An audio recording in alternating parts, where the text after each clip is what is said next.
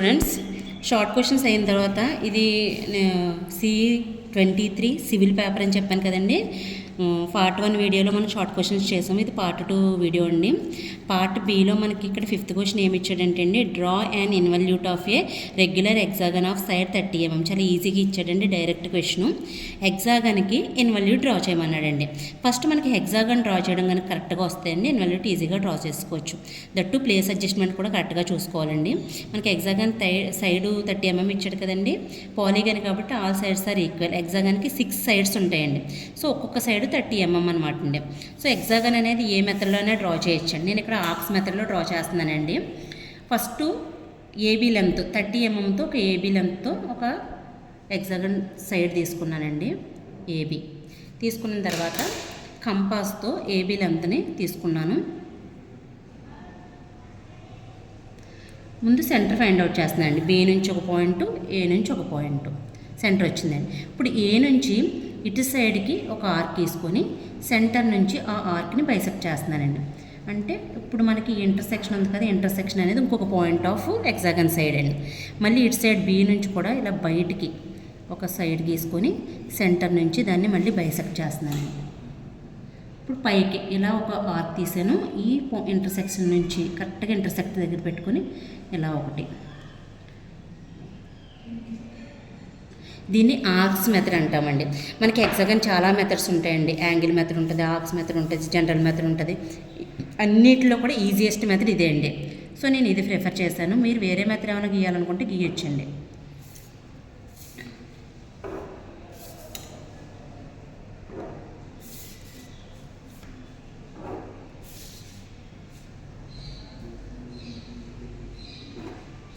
So A B C D E F O. ఇన్వల్యూట్కి మీకు idea ఉందో లేదండి, ఏబీ లైన్ ఉంది కదండి. ఏబీ లైన్ ఇలా ఫార్వర్డ్ డైరెక్షన్లోకి మనం డ్రా చేసుకోవాలండి. నేను ప్రొజెక్షన్స్ అన్నీ కూడా వేరే చూడండి. బీసీని కరెక్ట్గా ఏ యాంగిల్లో అయితే లైన్ ఉందో ఆ యాంగిల్లోకి పైకి ప్రొజెక్ట్ చేస్తున్నానండి. ఆ లైన్ని అలా జస్ట్ పైకి అదే డైరెక్షన్ పైకి ప్రొజెక్ట్ చేశాను. మళ్ళీ సిడి లైన్ ఎలా అయితే ఉందో దాన్ని జస్ట్ అదే కంటిన్యూషను బయటకు ప్రొజెక్ట్ చేశాను. సిడి డిఈ చూడండి, బ్యాక్ సైడ్ ప్రొజెక్ట్ చేశాను. అంటే ఈ లైన్ ఫార్వర్డ్కి వచ్చింది కదా, ఇది బ్యాక్వర్డ్ వస్తుంది. మళ్ళీ ఈఎఫ్ ఆ లైన్ ఇలా కిందకు వస్తుందండి. ఎఫ్ఏ ఇలా కిందకు వస్తాయి. సో వీటిని జనరేటర్స్ అంటాం. వీటికి ప్రాజెక్ట్ చేసి జనరేటర్స్ కానీ తీసుకుంటాం. వీటి మీద మనకి పాయింట్స్ వస్తాయండి. ఆ పాయింట్స్ని కలుపుతూ మనం వెళ్ళాలి. ఇక్కడ P1 పాయింట్ అనేది ఎలా వస్తుందంటే అండి, ఏబీ లెంత్ ఉంది కదండి.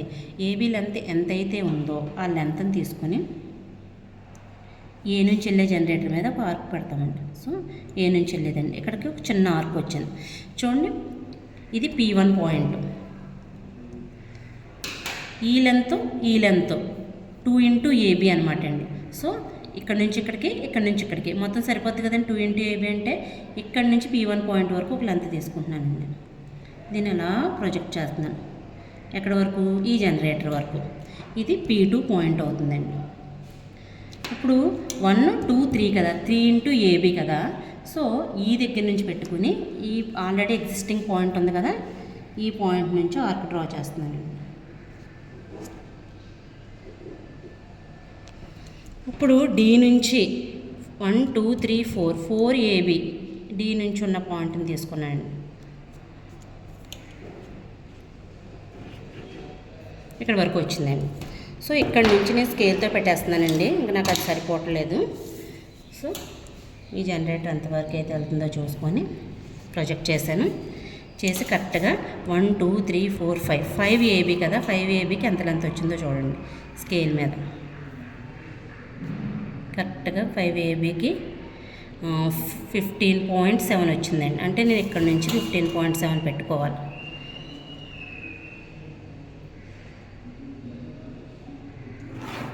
అంటే ఇక్కడ వరకు అనమాట. ఈ ఆర్క్ ఏదైతే ఉందో ఆర్క్ని జాగ్రత్తగా ఈ పాయింట్కి కలిపేసుకుంటామండి.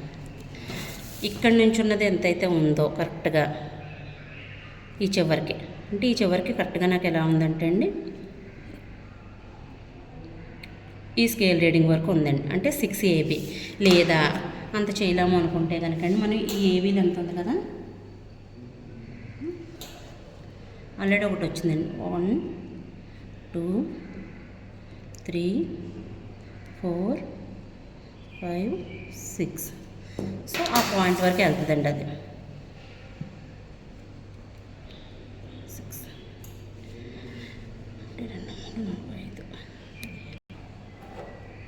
ఇది చివరి పాయింట్ అండి. ఇక్కడ నుంచి ఇక్కడ వరకు ఇది ఇన్వల్యూట్ ఆఫ్ ద హెక్సాగన్ అండి. ఇది P1 P2 P3 P4 P5 P6. ఇక్కడ మనకి ఏబీ లెంత్ ఇచ్చాడు కదండి. సో ఏబీ లెంత్ని డైమెన్షనింగ్ చేసి చూపించాలి. ఎక్కడైనా చూపించచ్చు, కిందనే ఇవ్వచ్చు, మీకు కనిపించడం నేను పైకి ఇస్తున్నాను.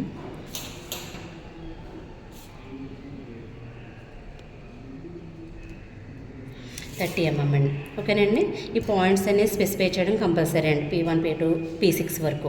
దీన్ని మనం రెగ్యులర్ హెక్సాగన్ మెథడ్లోనే డ్రా చేస్తామండి. హెక్సాగన్ డ్రా చేసాము, దానికి ప్రొజెక్షన్స్ తీసుకున్నాము, పాయింట్స్ పెట్టుకున్నాము, 1A 2A 3A 4A 5A 6A అండి. ఓకేనండి. సో ఆ లెంత్లతో మనం ఇన్వల్యూట్ డ్రా చేస్తాం. ఇది 5th క్వశ్చన్ అండి, ఈజీగా డ్రా చేయొచ్చు. నెక్స్ట్ మనం 6th క్వశ్చన్నే డిస్కస్ చేద్దామండి. 6th క్వశ్చన్ వచ్చేసరికి draw the projections of a hexagonal prism, side of base 40 mm and axis height 80 mm length, resting on HP మీద ఉందంటున్నాడండి, on one of its base corner అంటండి. Base కార్నర్తో మనకి hexagon HP మీద ఉందన్నాడు. Such a way that the base makes an angle 30 degrees to HP and axis is parallel to VP. ఇది projection ఒకసారి explain చేస్తానండి. ఇదండి మన రెగ్యులర్ హెక్సాగనల్ ప్రిజం ఇచ్చాడు కదా మనకి, ఇది ప్రిజము. మన హెచ్పి విపి ప్లేన్స్ ఉంటాయి కదండి, ప్లేన్స్ హెచ్పిమే ఉంది అన్నాడు కదండి. సో ఇదిగోండి ఇది హెచ్పిమే ఇలా స్టాండ్ అయి ఉంది. ఇక్కడ మన కండిషన్ ఏంటంటే అండి, ఇవి సైడ్స్ కదండి, ఎడ్జెస్ కదా, వీటిని కార్నర్స్ అంటామండి. బట్ ఎడ్జ్ మీద ఉందని లేదండి, ఈ కార్నర్ చూడండి, కార్నర్ మీద ఉందన్నాడండి. ఇలా చూడండి, ఇలా ఉంది అన్నాడండి. మేబీ ఇలా కూడా ఉండొచ్చండి, ఇటువైపు కూడా ఉండొచ్చు. అయితే ఫస్ట్ స్టేజ్లోకి ఇలా ఇన్సర్ట్ అయిపోద్దండి ఇటు గీస్తే, అందుకని నేను ఇటు సైడ్ చూపిస్తున్నానండి. సో ఈ కార్నర్ మీద ఇలా ఉంది. ఈ అంటే బేస్ యాంగిల్ చేస్తుంది అన్నప్పుడు ఈ బేస్ ఏదైతే ఉందో అది హెచ్పితో యాంగిల్ చేస్తుందని చెప్పాడండి. సో ఇలా కార్నర్ మీద ఇలా టిల్ట్ అవుతుంది, ఈ బేస్ అనేది హెచ్పితో 30 degrees యాంగిల్ చేస్తుంది అని చెప్పాడండి. సో ఇలాంటప్పుడు ప్రొజెక్షన్స్ ఎలా గీస్తామంటే అండి, ముందు ప్యారలల్ టు హెచ్పి అనుకుంటామండి. అప్పుడు హెక్సాగన్ వచ్చేసరికి సైడ్స్ అనేవి హారిజాంటల్గా వచ్చేలాగా టాప్ వ్యూలో హెక్సాగన్ గీస్తాం, ఫ్రంట్ వ్యూలో వచ్చేసరికి రెక్టాంగిల్ గీస్తామండి. సెకండ్ స్టేజ్లో బేస్ ఇంక్లినేషన్ తీసుకొని రెక్టాంగిల్ని ఇలా ఇంక్లైన్డ్గా గీస్తే అప్పుడు టాప్ వ్యూ గీస్తామండి. ఇంక్లైన్డ్గా ఉన్న ఫ్రంట్ వ్యూని తీసుకొని అప్పుడు టాప్ వ్యూ డ్రా చేస్తామండి. ఇప్పుడు ఇది ఎలా డ్రా చేయాలని నేను చెప్తాను, ఒకసారి వినండి. ఇప్పుడు మనం 4th క్వశ్చన్ 6th క్వశ్చన్ అండి. ఇది 6th క్వశ్చన్కి వచ్చేసరికి ఇప్పుడు వరకు మనం ఎక్స్ప్లెనేషన్ చూసుకున్నాం కదా. ముందు రిఫరెన్స్ లైన్ డ్రా చేస్తున్నానండి. రిఫరెన్స్ లైన్ XY తీసుకొని మనకి బేస్ సైడ్ ఒక సైడ్ 40 mm ఇచ్చాడండి. మనం స్కేల్ ఫ్యాక్టర్ కావాలంటే పెట్టుకోవచ్చు, లేదంటే ఫుల్ స్కేల్తో గీసుకోవచ్చండి. కార్నర్ ఎటువైపు వస్తుంది కాబట్టి ముందు పైనుంచి గీస్తున్నానండి నేను. అంటే కిందకి ఎంత వస్తుంది అన్నది మనకు తెలుస్తుంది కదా పైనుంచి గీస్తే, అందుకని హారిజాంటల్గా 40 mm లైన్ గీసాను. ఇన్వల్యూట్కి ఎలా అయితే మనం ఏబీ లెంత్ తీసుకుని సెంటర్ క్రియేట్ చేసుకున్నాము అలాగే చేసుకుందామండి, అది త్వరగా అయిపోతుంది మెథడ్. సో ఆ ఎడ్జ్ నుంచి ఈ ఎడ్జ్ నుంచి కూడా మనం సెంటర్ని క్రియేట్ చేసుకొని ఈ ఎడ్జ్ నుంచి ఇటువైపు ఒక పాయింట్, దాన్ని సెంటర్తో ఇంటర్సెక్ట్ చేయాలి. ఇక్కడ హెక్సాగన్ పెద్దది వస్తుందండి, 40 సైడ్ ఇచ్చేసాడు కదా, అందుకని ఒకవేళ స్కేల్ ఫ్యాక్టర్ పెట్టుకోవాలనుకున్న వాళ్ళు అన్ని వాల్యూస్ మీదే పెట్టాలండి స్కేల్. ఒక హెక్సాగన్ సైడ్ లెంతే తగ్గించి మిగతాది కరెక్ట్గా పెడతామంటే కుదరదండి, అన్నీ కూడా తగ్గించుకుంటూ వెళ్ళాలి. ఆఫ్ చేయాలనుకుంటే చేయొచ్చు, బట్ అన్నీ తగ్గించండి, చిన్నగా వస్తుంది. నేను కొంచెం వీడియోలోనే కాబట్టి ఫుల్ స్కేల్తో గీసేస్తున్నాను.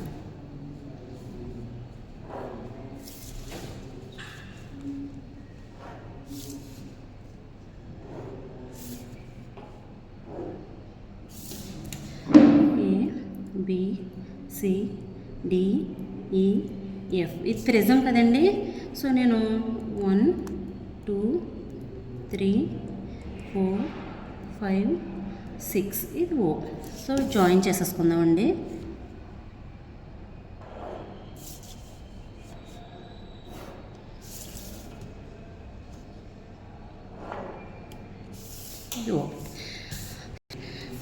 సో ఇప్పుడు మనం ఈ 6 సైడ్స్ గీసుకున్నామండి. ఇక్కడ నుంచి ప్రతి పాయింట్ నుంచి ప్రొజెక్ట్ చేసేద్దాము. ఏ నుంచి, బి నుంచి, ఎఫ్ నుంచి ఒకే ప్రొజెక్షన్ వస్తుంది. యాక్సెస్ గీకపోయినా పర్లేదు ప్రిజం కాబట్టి పిరమిడ్ అయితే ఖచ్చితంగా గీసుకోవాలి.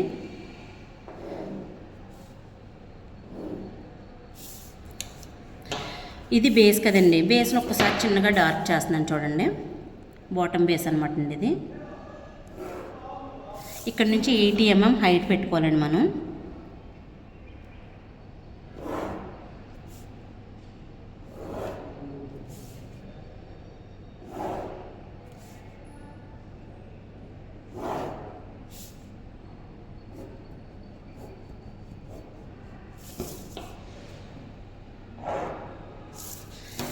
ఇప్పుడు బ్రాకెట్లో ఉన్నాయంటే అర్థం ఏంటండి, అవి కిందన ఉన్నాయనండి. పైనుంచి చూసేటప్పుడు పై బేస్ మనకు కనిపించి ABCDలు అండి ఇవి.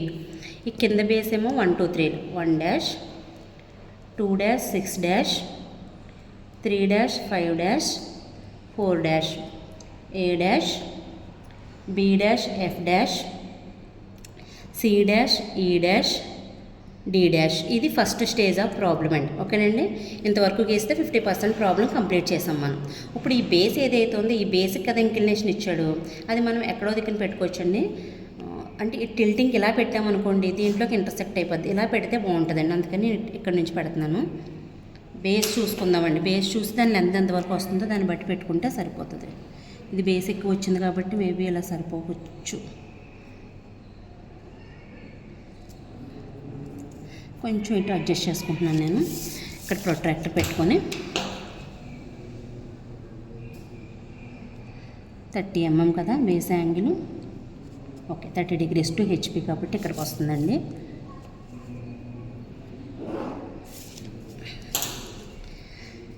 ఇప్పుడు నేను ఇది ఇలా తిప్పాను కదండి, అంటే ఈ ఎడ్జ్ నుంచి మనం తీసుకోవాలండి పాయింట్స్ అన్నీ కూడా. ఫస్ట్ నేను ఫుల్ స్కేల్ తీసేసుకుంటున్నాను. ఎంత అయితే బేస్ ఉందో అంతా తీసుకొని చివరి పాయింట్ పెట్టేసుకుంటున్నాను. ఇక్కడ నుంచి ప్రతి చిన్న పాయింట్స్ చాలా ఇంపార్టెంట్ అండి. టాప్ వ్యూ నుంచి మళ్ళీ ఫ్రంట్ వ్యూ నుంచి టాప్ వ్యూ డ్రా చేస్తాం కదా, అప్పుడు మాత్రం ఇది చాలా యూజ్ అవుతాయి. సో పాయింట్స్ అన్నీ పెట్టేసుకున్నాను. ఇట్లా పేర్లు పెట్టేద్దామండి. ఇది ఏంటంటే 1 1 డాష్, ఇది 2 1 డాష్ 6 1 డాష్, ఇది 3 1 డాష్ 5 1 డాష్, ఇది 4 1 డాష్. సో ఈ లైన్కి పెర్పెండిక్యులర్గా పైకి 80 mm లైన్ వెళ్ళాలండి. పెర్పెండిక్యులర్గా అనుకున్నప్పుడు మనం స్కేల్ని ఇలా పెట్టుకొని కరెక్ట్గా 80 కదండి, ఈ పాయింట్ నుంచి కరెక్ట్గా ఈ బ్లాక్ రీడింగ్ బేస్తో కోయిన్సైడ్ అవ్వాలండి, అప్పుడే పెర్పెండిక్యులర్గా వస్తుంది.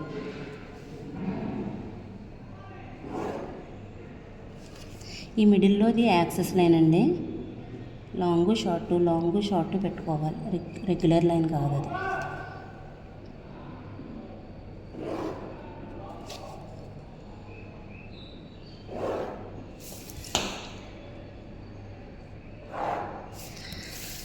ఇదేమవుద్దండి, A1 dash B1 dash F1 dash C1 dash E1 dash D1 dash.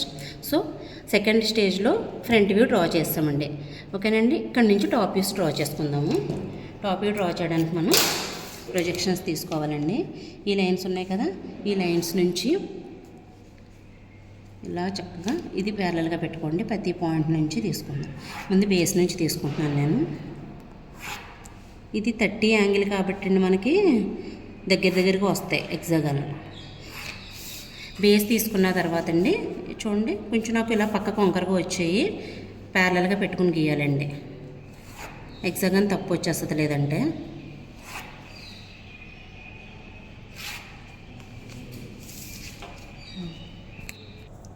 చూడండి, దీన్ని ప్యారలల్గా పెట్టుకుని డ్రా చేయాలి. ఈ లైన్స్ ముందు కొంచెం వంకర వచ్చాయి చూడండి, ఇలా స్ట్రైట్గా రావాలి.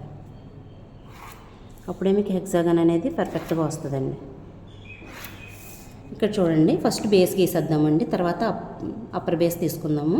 ఏ నుంచి వెళ్ళే హారిజాంట్లు, ఈ 1 నుంచి వచ్చే వర్టికల్ ఒక పాయింట్ అండి, A1. బి నుంచి వెళ్ళే హారిజాంట్లు ఈ 2 నుంచి వచ్చింది చూడండి, ఈ లైను B2. సి హారిజాంట్లు 3 నుంచి వచ్చే line C3. D4 E5 E1. F6, F1. So alphabets పెట్టేసుకున్నానండి ముందు. 1, C1, D1, E1, F1 అలాగే A1 అండి. ఓకేనండి. ఇక్కడ మనం కానీ ఇది బాటమ్ బేస్ కదండి, బాటమ్ బేస్కి మనం న్యూమరికల్స్ ఇచ్చుకున్నాం. నేను ఆల్ఫాబెట్స్ పెట్టాను కదా, ఇది యాక్చువల్గా 1, 2, 3, 4, 5, 6 అండి. అప్పర్ బేస్కి మనకి ఆల్ఫాబెట్స్ వస్తాయండి. ఓకేనండి. ఇది మనం స్కేల్తో వచ్చిన పాయింట్స్ అన్నిటిని జాయిన్ చేసేసుకుంటామండి.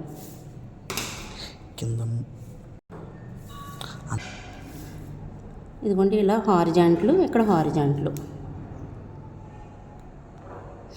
ఈ లైన్ ఉంది కదండి, ఈ 4 నుంచి 5కి 3 నుంచి 4కి ఉన్న ఇంక్లైన్ లైన్స్ ఏవైతే ఉన్నాయో అవి యాక్సిస్ లైన్ కింద ఉంది కదండి, ఈ బేస్ ఈ పార్ట్ ఉంది కదా, ఈ పార్ట్ అనేది మనకి కనిపించదండి. మనం పైనుంచి చూసేటప్పుడు ఈ పార్ట్ కనిపించదు, బయటకున్న ఎడ్జెస్ మాత్రమే కనిపిస్తాయండి. ఈ లోపల ఉన్న ఎడ్జెస్ ఏవి కూడా కనిపించవు, అందుకని వీటిని డాటెడ్ లైన్తో మనం చూపిస్తామండి. ఈ పాయింట్ డాటెడ్ లైన్ చూపించాలి.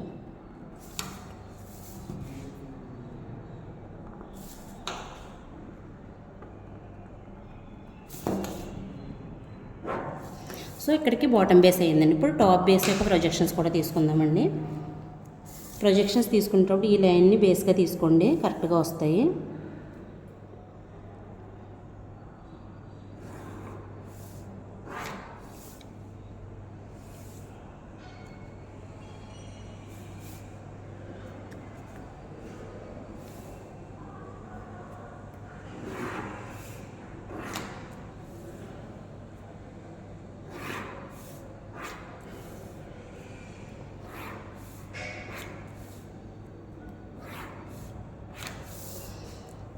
కన్ఫ్యూజ్ అవ్వకుండా క్లియర్గా చూద్దామండి. ఇక్కడ చూడండి, ఏ నుంచి వచ్చే హారిజాంటల్ లైను, ఏ నుంచి వెళ్ళే వర్టికల్ లైను ఎక్కడైతే ఉందో అది A1. బి హారిజాంటల్, బి నుంచి వచ్చే వర్టికల్ లైన్ చేతులతో కలుపుకుంటూ చూద్దామండి, ఎందుకంటే ఒక దాంట్లో ఒకటి ఇంటర్సెక్ట్ అవుతుంది కదండి, అందుకనే. B1. సి నుంచి వచ్చే వర్టికల్ లైను, సి నుంచి వెళ్ళే హారిజాంటల్ లైన్ ఇక్కడ వచ్చిందండి, C1. D horizontal line, D vertical line ఇక్కడ వచ్చింది, D1.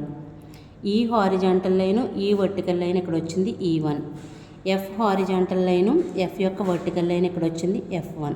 సో ఇక్కడ చూసారండి, B3, 5, F ఒకే లైన్ మీదకి వచ్చేసాయండి. జస్ట్ చిన్న పక్క వచ్చినా కానీ దగ్గరగా వచ్చాయి. కానీ టాప్ బేస్లోనే లైన్స్ అన్నీ కూడా మనకి కనిపిస్తాయి, అన్ని ఎడ్జెస్ కనిపిస్తాయి కాబట్టి అండి రియల్ లైన్తో కలిపేయట్లే.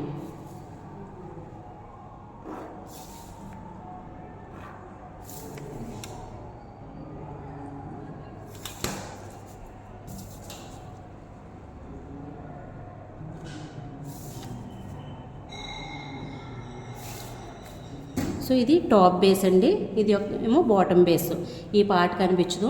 అలాగే ఇలా పైనుంచి చూసేటప్పుడు ఈ జనరేటర్స్ కూడా కొన్ని కనిపించవండి. చూడండి, 4 నుంచి డీకి వెళ్ళే జనరేటర్. ఈ 4D అంటే ఇది అండి, ఈ స్ట్రైట్ లైన్ ఉంది కదా, ఇది మనకి డాటెడ్ లైన్లోకి వస్తుందండి. ఇక్కడ నుంచి ఇక్కడ జాయినింగ్ రెగ్యులర్ లైన్తో డ్రా చేయకూడదు అది. నెక్స్ట్ ఇక్కడ చూడండి, 3C అంటే ఈ పార్ట్ అండి, ఈ చిన్న పార్టు. అలాగే 5E ఇక్కడ పార్ట్ ఉంది కదండి, ఈ పార్ట్ కూడా మనకి డాటెడ్ లైన్ వస్తుందండి.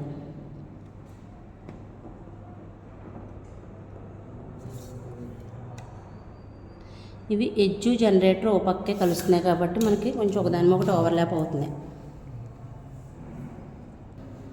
ఓకేనండి, ఇది ఫస్ట్ స్టేజ్ ప్రాబ్లం, ఇది సెకండ్ స్టేజ్ కదండి. ఇక్కడ ఒకసారి సెకండ్ స్టేజ్ మళ్ళీ ఒకసారి ఎక్స్ప్లెయిన్ చేస్తున్నాను చూడండి. ముందు మనం బాటమ్ బేస్ నుంచి వచ్చే ప్రొజెక్షన్స్ అన్నీ తీసుకున్నాం కదండి, వాటి నుంచి ఈ టాప్ వ్యూ నుంచి వచ్చే హారిజాంటల్ లైన్స్తో ఒక బేస్ తీసుకున్నామండి. అలాగే మళ్ళీ టాప్ బేస్ నుంచి వచ్చే ప్రొజెక్షన్స్, మళ్ళీ టాప్ వ్యూ నుంచి వచ్చే హారిజాంటల్ లైన్స్ ఇంకొక బేస్ తీసుకున్నాం. అయితే ఇక్కడ డాటెడ్ లైన్ దేనికి చూపించాలి, రెగ్యులర్ లైన్ దేనికి చూపించాలి అనేది చాలా కన్ఫ్యూజ్ అవుతున్నారండి. ఒకసారి క్లియర్గా వినండి. ఈ యాక్సెస్ లైన్ ఏదైతే ఉందో దాని కిందనున్న పార్ట్ మనకి డాటెడ్ లైన్లో కనిపిస్తుంది. ఈ బేస్, ఈ ముక్కొని చూడండి, ఈ ముక్కంతా మనకి డాటెడ్ లైన్లో కనిపిస్తుంది. చూడండి, 3, 5, 4 ఉన్నాయి కదా, వీటిని నేను డాటెడ్ లైన్లో చూపించాను. అలాగే ఈ బాటమ్ బేస్లో ఇది, ఈ టాప్ బేస్లో మొత్తం అంతా రెగ్యులర్ లైన్ అండి, మొత్తం కనిపించిపోతుంది. అయితే ఈ కిందనున్న పార్టు మిడిల్ లైన్స్లో డ్రా చేస్తామని చెప్పాను కదండి, లాంగర్ ఎడ్జెస్ 4D అంటే మిడిల్లో ఉంది కాబట్టి డ్రా చేసేస్తాము. మరి 3C, 5E ఇవి ఈ ఎడ్జ్ మీదే వచ్చేసేయండి యాంగిల్ 30 అవ్వడం వల్ల. కొన్ని సందర్భాల్లో యాంగిల్ వేరేగా ఉంటే మేబీ పక్కకు రావచ్చు. ఒకదాని ఒకటి ఓవర్లాప్ అవ్వడం వల్ల రెగ్యులర్ లైనే కనిపిస్తుందండి. ఇక్కడ డాటెడ్ లైన్ ఉంది, రెగ్యులర్ లైన్ ఉంది, కానీ రెగ్యులర్ లైనే కనిపిస్తుందండి. సో మొత్తం ఓవరాల్ వ్యూలో మనం ఈ 4 నుంచి Dకి, 5 నుంచి 4కి, 3 నుంచి 4కి ఈ షేప్ మాత్రమే డాటెడ్ లైన్ చూపిస్తాం. రిమైనింగ్ అంతా కూడా రెగ్యులర్ లైనే అండి. అలా చూపిస్తే సరిపోతుందండి. తర్వాత మనం డైమెన్షన్ కూడా ఇవ్వాలి. ఇక్కడ బేస్ యాంగిల్ 30 ఇచ్చాడు కదండి, 30 degrees యాంగిల్ ఇవ్వాలి. హైట్ యాక్సెస్ హైట్ 80 mm ఇచ్చాడు కదా, అది ఇవ్వాలి. సైడ్ లెంత్ 40 mm ఇచ్చాడు కదా, అది ఇవ్వాలి. ఈ 3 డైమెన్షన్స్ కంపల్సరీ ఇవ్వాలండి. ఎలా డ్రా చేస్తే కనుకండి మనకి ఈ సాలిడ్ క్వశ్చన్ కంప్లీట్ అయినట్టండి. కంప్లీట్గా 10 మార్క్స్ మనం స్కోర్ చేసుకోవచ్చండి. కాకపోతే ఈ ప్రొజెక్షన్స్ అనేవి కొంచెం నీట్గా డ్రా చేయండి. Thank you.